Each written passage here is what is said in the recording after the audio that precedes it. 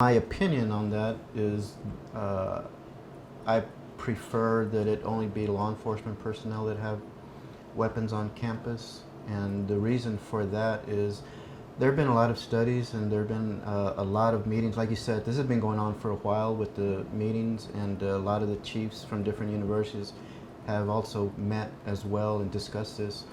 Um, the right to carry a weapon is fundamental under the Constitution, but we're here to protect the campus and the university uh, where we work. So my opinion on that is that we're trained in that area. A person that is licensed to carry has very limited experience in dealing with that weapon, and so I rather have us take care of a situation that comes up rather than an individual that happens to have a weapon with him.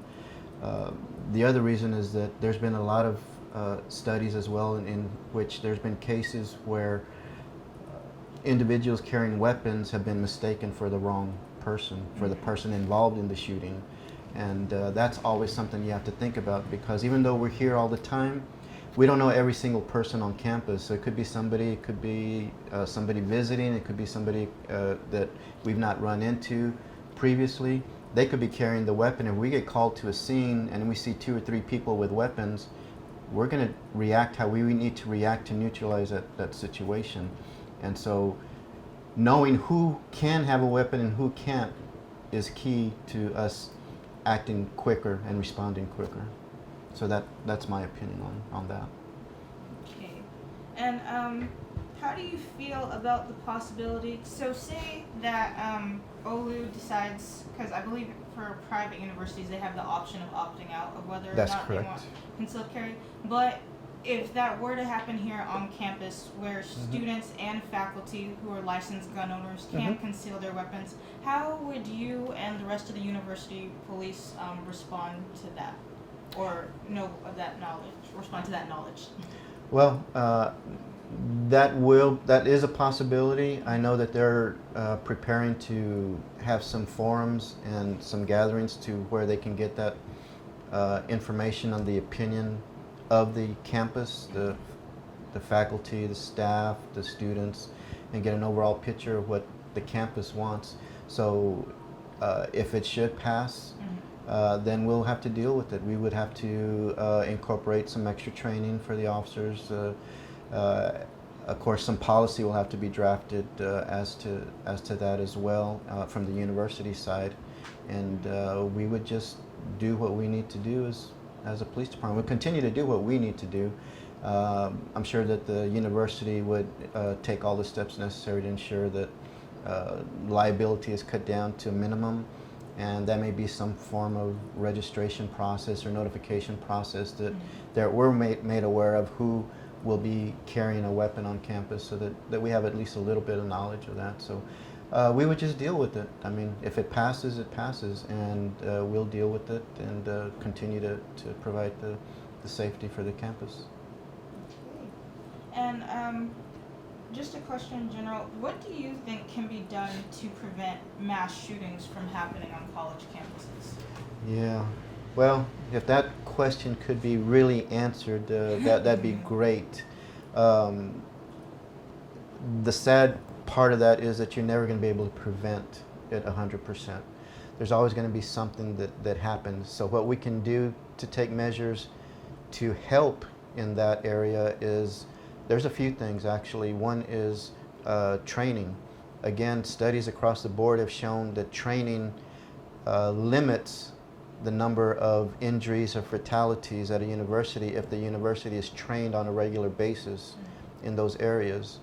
About a year ago, I created a program which I've done here a couple of times in the Theory Auditorium, which was open the first 2 times to all the faculty and staff, in which I do an active shooter presentation, and it gives them some ideas of how to respond in certain situations, what they can do, what they shouldn't do, and even just as important as to what to expect from us as law enforcement, because we're going to be taking charge of the whole scene, everything that's going on, and they need to know why we do what we do in certain facets of that scenario, and that helps them understand that a little bit better. So training is key.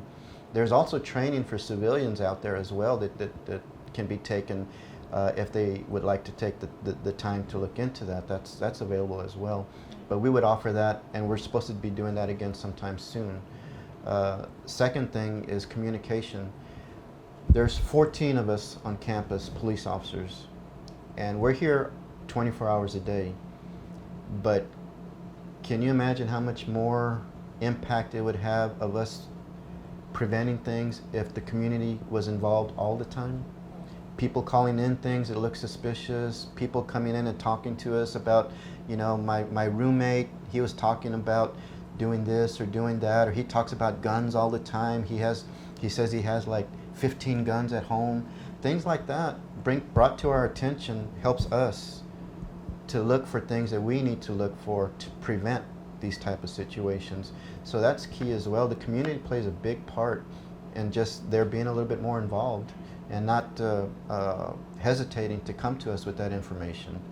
A lot of the presentations that I do, I always tell the people attending, I'd rather that you come and tell us to look into something that you think might be a little off or a little suspicious than to not say anything at all, because that's what we're here for. We get paid to be here and take care of you guys.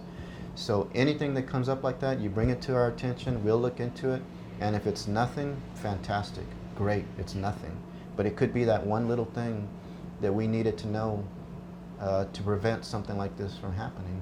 So communication is key as well, I think.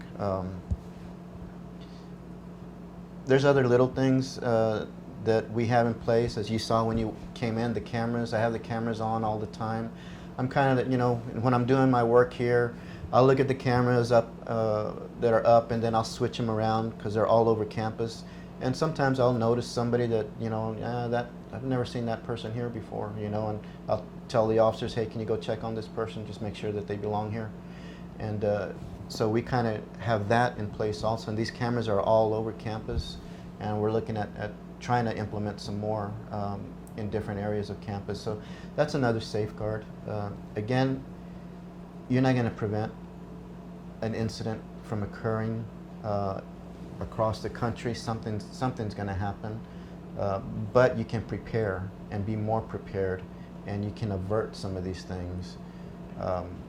In my presentation that I give, I show all the active shootings that have happened since 1990, and there's pages of them.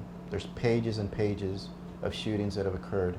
And I do that for a reason, to show, number one, it's not going to stop.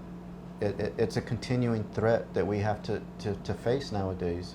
Number two, to show that universities are not exempt from that. I mean, it happens in high schools, it happens in middle schools, and it happens in universities. And so we need to be prepared.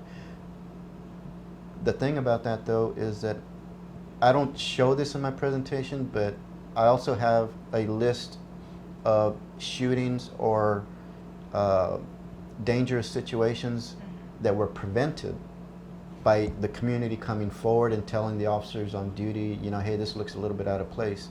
And that list is twice as long as the list of the shootings, because you never hear about those on the news. You don't hear much about those, that the officers prevented this or prevented that. But most of the majority of those were because the community came forward and said something. So again, I go back to that as well, the community being involved and not hesitating to come to us with things. I think last one, what are you and the university doing and will continue to do in your daily activities to ensure the safety of not just students and faculty on campus, but those within the close proximity of campus, just to prevent any kind of danger or criminal activity? Okay. Well, again, there's a couple of things. I'll start off with that. I came from the San Antonio Police Department, so I had a very good relationship with them. We have what's called a Memorandum of Understanding with the San Antonio Police Department, which means I can pick up the phone and call them, and they'll be here, as soon as possible. In 2 minutes they'll be here. they help us with a lot of things, and we help them with certain things as well. I still have a lot of friends out there, and I don't know if y'all have noticed, but a lot of times there's SAPD cars here on campus. That's because we invite them over. You know, come by whenever you want. Park in our parking lots, hang out with the guys. I also send my officers on rides with them so that they can see what it's like around the university and know the streets and know the area as well, so that they are a little bit more prepared. So we do that as well with them. And we also have a memorandum of understanding with the Sheriff's Department as well, so we can bring them in if we need to for certain things as well. That only helps us in having more eyes on campus at times, and again, we can reach out to them for certain things. I'll give you a very good example. If y'all saw the community alert that came out a couple of days ago about the robbery, that was a friend of mine that called me. He called me real quick. He said, "Hey Dave, want to call you real quick. This just came out right now, and the guy's running towards your campus. I want to let you know." Okay, so that's why I put that out. Well, that's because we work with SAPD real well, and they work with us real well, and that's a great thing to have.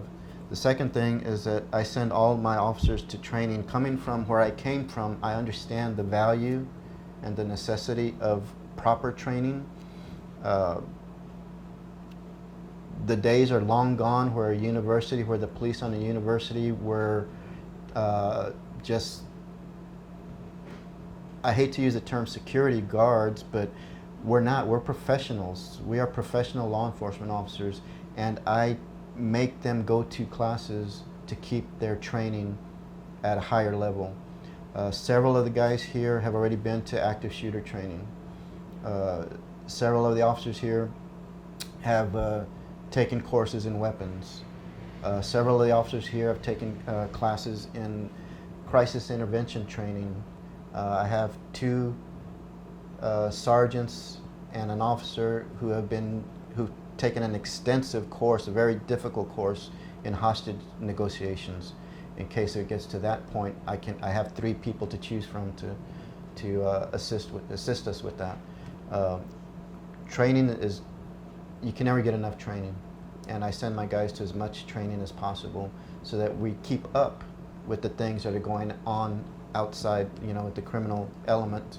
We need to keep up with them. We can't just sit back and go, "Oh well, I'm a police officer now, I got my job." No, you need to keep up with all that stuff, and so I make sure that when training becomes available, I send them to that training.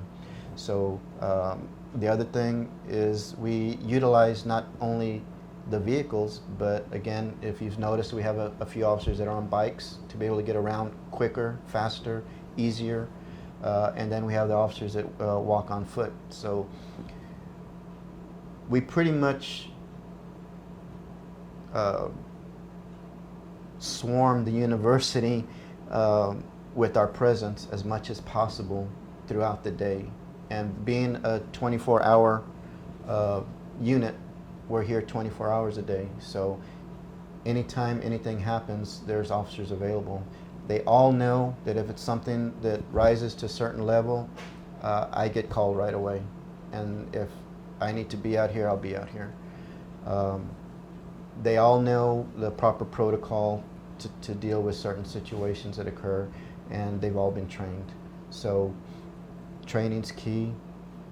Working with the other law enforcement agencies is key, and then again, interacting with the community is key.